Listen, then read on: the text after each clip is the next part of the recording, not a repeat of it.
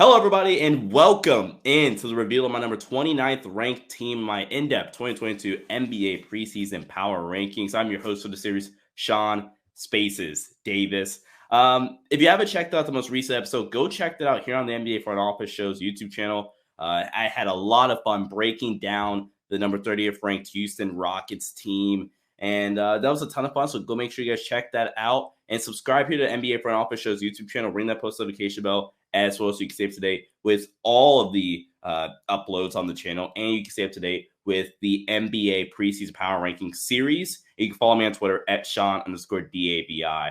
But so far in this power ranking series, we're still in this tier of a decent amount of teams where they are bad teams. They're either in a bulk of their rebuild, firing head coaches,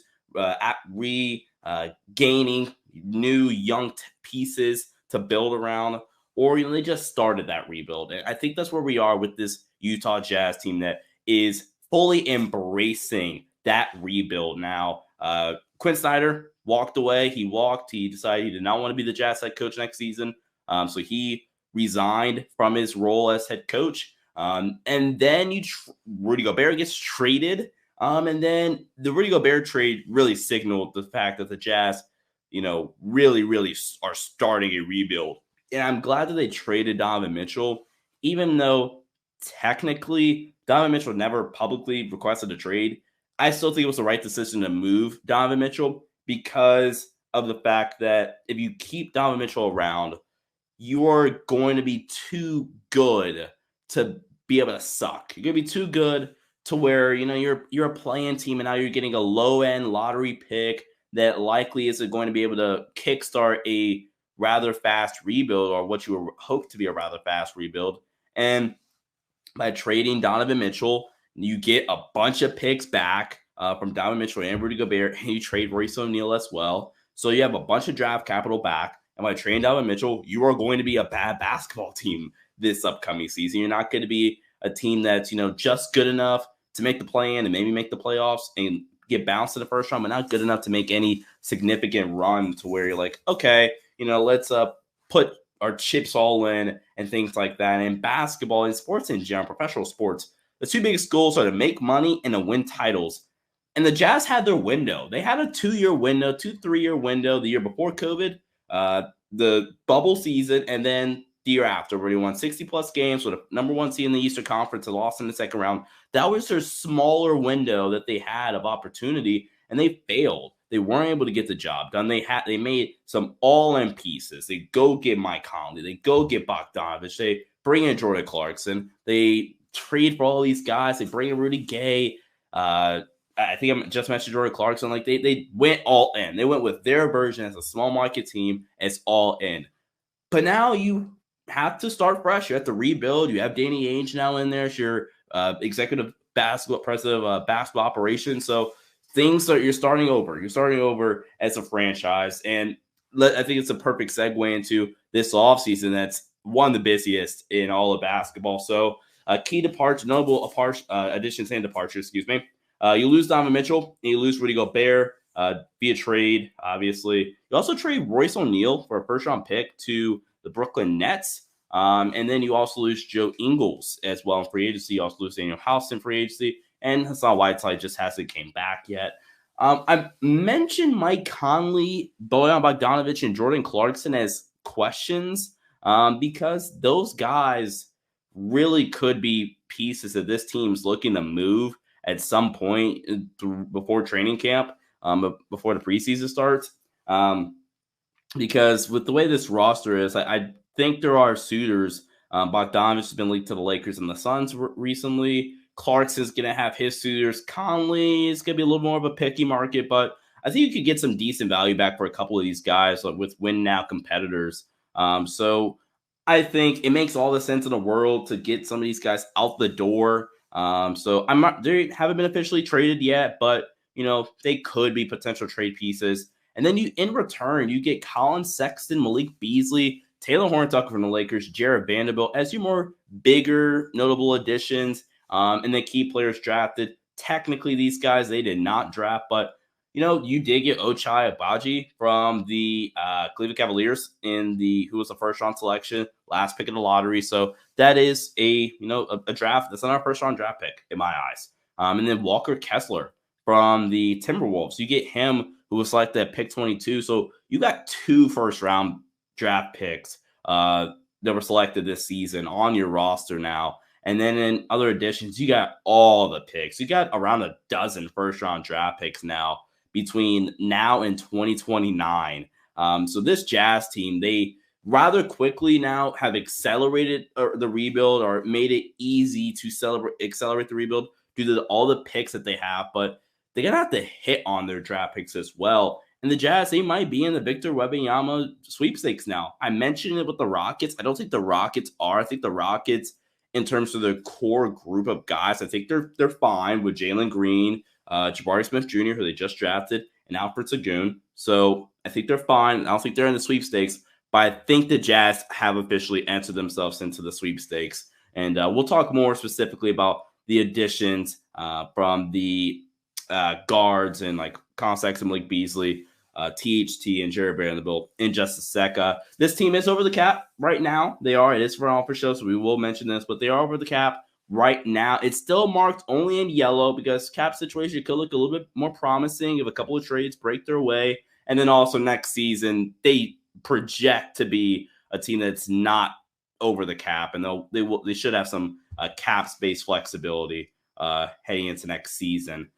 So that is a good thing for the Jazz. And then right now, again, they're not over the luxury tax either. But let's kick things off by looking at the scheme, the coaching and scheme here for the Utah Jazz, and talk about what some of the stuff they're going to be running this season and things of that nature. But they do make an adjustment. They bring in Will Hardy after Quinn Snyder he resigns rather. Really quickly, again, guys, at the bottom right, as you can see, this will be on every single graphic. You'll have a legend for what the cards mean. So right now, I think Will Hardy, day one, is going to be a fine head coach. He ranks 23rd for me in terms of coaching and scheme, 26th offensively and 21st defensively. And then really quickly, another new note I'm adding in for defensive scheme is you'll have the primary, scheme defensively, and then you'll have their ball screen coverage. Like, are they in drop? Are they being more aggressive? Are they blitzing a lot more ball screens than normal? Are we just switching everything? Stuff like that. So with Will Hardy, I do expect them to be aggressively switching, or at least that's what they were running in Boston. Some aggressive switching schemes and drop coverage with their bigs, which I'm going to talk about later on with Walker Kessler. I do think that really is going to, suit his game really, really well. But Will Hardy I just love this hire. And outside of Darvin Ham, being a little biased, outside of Darvin Ham to the Lakers, I thought this was the best hire of this coaching cycle. And age is definitely just a number because Will Hardy is definitely more than qualified for this job with the Utah Jazz. After digging some stuff up, he is, just a really first-class guy, it seems, that is team first, worked with Pop, and the way his journey has gone really just shows he's put the work in and things of that nature, and that he's a great communicator. And, when Emi Udoka got the job in Boston, the very first guy he brought along with them was Will Hardy. And he started off as a intern in the video room, then wound up working his way up being a video coordinator for the Spurs. First off, I love all video guys. I'll be being a little bit biased, but, showing how much the film room matters. I think Will Hardy's going to get this group of young guys in the film room often. And I really think they hit the nail on the head with this coaching hire. Will Hardy is awesome. He brought a lot to that Celtics team. And I think he's going to be another addition to this Popovich tree that is just outstanding. Obviously now Will Hardy, Emi Udoka, Quinn Snyder, and to an extent Taylor Jenkins, because Taylor Jenkins came from Mike Budenholzer, who is also a Pop guy. Darvin Ham, again, to an extent, because he was a Budenholzer guy who was a Pop guy. So I think you're going to feel the influence from Will Hardy. And that's going to be awesome, man. And that's where the offense really derives from, this 4-out, 1-in driving kick motion. They run a lot of motion principles, running some generic, not generic, but basic wide concepts where you'll have I wish I could show film for you guys right now, but where you have the guard come up the floor, you have a pen down the weak side for a guy to come off. You could go ball screen game, things like that. The Celtics ran a ton of that last season. The Hawks run a lot of it too. The Golden State runs a decent amount of it as well. So the Spurs actually, I believe, as well. So a lot of teams run that action coming up the floor in their middle break. So I think they're going to run a lot of motion principles and just basic motion concepts. And I'm really excited for this excuse me. Thinking about Pop, this Jazz offense. So they do rank 26. I think they offer offensive scheme from Will Hardy. Will Hardy, I think part of that, honestly, is how much credit goes to him or how much credit goes to Udoka for the defense for the offensive side of the ball. But, Will Hardy running what they ran in Boston, they got really creative with their guards and how their guards were schemed up and stuff like that, whether it was JB, Marcus Smart, Derek White. They could get really, really creative. And then defensively, he was part of the best defense in basketball last year by far. It was not close how good that Celtics defense was. It's quite, marvelous to see that. They had the Celtics defense last year allowed a whopping 0.796 points per possession on defensive isolation possessions. Part of that is, yes, they had tremendous defensive one-on-one perimeter defenders. That is true. Don't want to take any credit away from them. But how they would load the box and really be in the gaps and help out a lot and really give support to these guys, I really do think that matters. I do think that's a scheme thing. So I'm really, really excited for what this team is going to do on both ends of the floor under Will Hardy. A really interesting note is that they interviewed Alex Jensen, who is a part of Quinn Snyder's staff and has been around in Utah. This is going to be his 10th season upcoming with the Jazz, I believe. And the fact that they interviewed him for the head coaching job and Will Hardy was able to get him to stick around, I think is really valuable. Alex Jensen, one of the better assistants in the NBA right now, and another Pop disciple in a way because he was under Quinn and all that type stuff, man. I'm really high on Will Hardy. And I think we're going to see a really good first year from Will Hardy. But let's dive in here to this roster build and let's take a look at the backcourt. Let's take a look at it. Mike Conley is going to be 78 overall for me. He is trending downwards. This is the first player that I do have graded as trending downwards. But I think if you had to keep Conley around in the locker room. I think he is a good veteran leader to help them out. I think they're going to trade Conley somewhere. If it's not before training camp, maybe at the deadline. I think he can help a team win. I think they want to do right by Conley and just help out their veteran leader, go get one more shot at a ring potentially, and get some asset. Maybe there's a team at the deadline that needs a guard. But he's still a really, really good floor spacer and just a nice floor general in general, pun intended. But not the same defender, although I do think he's fine. But he's just not the same guy. And for that contract, is really not worth it.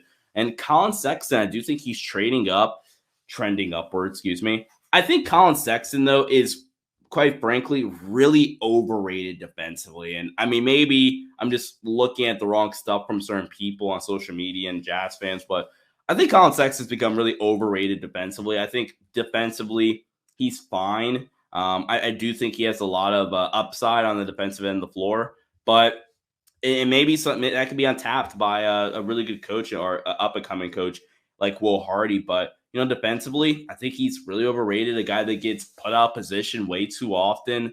A guy that is, who makes some really questionable decisions with guarding ball screens. So there's a couple of clips when he played Damian Lillard his last full season or near full season where it's a spread pick and roll above the break. And he goes under the screen. He tries to spin around and Dame just almost walks over the screen and shoots a pull-up naked open three-pointer. So I think he has to do a better job of having in-game awareness and knowing who he's guarding. But Colin Sexton is a lot of fun. It sucks that he was hurt last season. I think that they can get really, really creative with Colin Sexton offensively and do some things like having some dive pick and rolls for Colin Sexton. Just looking at my notes now, man, like Sexton is awesome as well offensively. And I think they can really, really get creative with Colin Sexton. I really, really do. I'm not trying to be a negative Nancy over here, but Sexton is fun, and he is trending upwards for me. I have him as an 80. My grade is an 80 for Sexton right now, and I think he is trending upwards. In terms of their guard depth, they have some really nice guards. Jordan Clarkson is as streaky of a player as they come. I think he is another guy that can really contribute to a championship-ready team. Cough the Lakers are in championship-ready in terms like he can be another piece of a team that wants to compete for a title. Cough the Lakers, a team that he has been linked to. Just his scoring ability, his raw scoring ability off the bench is what a lot of teams can really, really use. He's not the best defender, so if you have a small backcourt, you're not going to like that. But raw scorer that can shoot the three ball well. He shot, I think, 32% from three last year, but just the perception of Jordan Clarkson around the NBA is so widely regarded. And although he didn't shoot the best from three, he's like a 40% shooter because of the perception he has. So you're going to get some crazy closeouts on him. Also, he shoots just a bunch of threes a game, and he shoots some silly shots as well. So I think it's fine with Jordan Clarkson. Malik Beasley's another guard they brought in the Rudy Gobert trade. That was fine, in my opinion. The contract, I'm not sure is really, really worth it personally. But, Malik Beasley, a guy that can score, really put the ball in the basket, and another capable three-point shooting threat. You bring in Talen Horton-Tucker from the Lakers this offseason as well, who I think with the problem with THT with the Lakers was the role they wanted him for just did not fit the Lakers at all. It just didn't fit them. And he's better when the ball's in his hands and he gets to be a decision maker and a guy that gets to go downhill, attack the basket. Theoretically, he's going to have a little bit better floor spacing. He can't finish left, though. And the three-point shooting is a legitimate concern, although, hopefully he's worked on it. Nickeil Alexander-Walker is just whatever at this point. And Ochai Agbaji, I'm trying to pull up my scouting report on, but I really, really like Ochai coming out of Kansas. I thought that it was perfect value right where they got him at. He's an elite three-point shooter with just a really nice fluid shot motion, and his shooting mechanics are really impressive. I do love his mechanics. He's a guy that is really, really fluid and is really crisp off of off-ball movements and really nice cutting. And he should be a good off-ball scorer, at best a secondary option in an offense. But I don't expect his playmaking ability to be a big part of his game. But he's an ultra-athletic wing who's burst, and you look at his agility, and it's just raw burst athleticism pop off on tape. So I love that pickup for them from the Donovan Mitchell trade. Now, with this starting front court here, you have Bojan Bogdanovic, who, I grade out as an 80. I think he's just another player that can really, really benefit a championship contending team. He's been linked to the Lakers, been linked to the Suns, a couple other teams. So I think he's a guy that is an elite three-point shooter for his position, and a guy that, not a good defender, but just a guy that can really put the ball in the basket, a three-level scorer. So I think he's a good player for this team and a veteran leader potentially. But I think the real bulk of the excitement for this team, at least from their front court, lies around Jarred Vanderbilt and Walker Kessler. Let's start with Jarred Vanderbilt, a guy that I think is one or two pieces away. So maybe some mental tweaks and things of that nature. And my mental tweaks mean like getting in the film room and making some adjustments on the court from the film you're watching. Again, Will Hardy being a film guy, hopefully that's an emphasis. But Jarred Vanderbilt, a guy that defensively I think has the potential to do some of the schemes and some of the switching concepts that Will Hardy is going to want to do here in Utah. But with Jarred Vanderbilt, I think he gets out of position in some cases. I also think with Jarred Vanderbilt, he can get bumped off with this contact balance often, by some smaller guards. That's something I picked up on tape. It might have been Trae Young I was watching with Jarred Vanderbilt, and Trae Young just got the switch and he was able to get downhill, bumped him off a little bit, and Jarred Vanderbilt wasn't able to stay in front, and Trae made the layup. Or just smaller guards in general. So some things like that does concern me a little bit with Jarred Vanderbilt and being, playing a little over aggressive and, overly committing in the gaps while on the weak side help. But again, those are things that they can really be adjusted and fixed rather easily. But Jarred Vanderbilt, man, he is trending up. And then offensively, I'm not gonna lie, I got really, really excited because, and this might be a new term that I'm not sure I've ever seen anybody use, but follow me here. He has elite ball screen IQ. What I mean by that is knowing how to and when to properly angle his ball screens, or when to actually, how, if you want to slip it, pop it, roll it, when to do it, how to do it, if I'm hard setting it or if I'm just slipping it, things like that. It's elite. And then his ability to finish out of ball screens is also really, really elite as well. And I think that's something we could really see with him and Colin Sexton. I brought up some dive pick and roll concepts earlier. That's something I could get really, really excited about with Jarred Vanderbilt. So I think they got one with Vanderbilt. I think he's going to be a key piece of the rebuild. And then Walker Kessler got a grade out of 71 for me, the rookie. But Walker Kessler, a guy that defensively, we're talking about scheme, running a drop coverage scheme, I think, defensively with their ball screen coverages. He's going to be a plug-and-play fit. I think this is a perfect fit. The foul concerns do worry me a little bit, but he's 7'1", with who is just incredibly mobile and has shown flashes of some switchability out on the perimeter, and who does do some decent stuff on the weak side as well. And again, the mobility and some of the switchability flashes we've seen allows, I think, Will Hardy to get a little bit more creative at some point if the development goes well with Walker Kessler. And now you can, instead of him just being a generic drop coverage big, which I think is what he's going to be day one, maybe we can see Will Hardy get a little more aggressive with his ball screen coverages. And maybe you hard hedge, or you just soft hedge it rather, or you flat, or maybe you blitz the ball screen, or maybe you aggressively switch. You do a Boston Celtics last year. You go switch 1 through 5.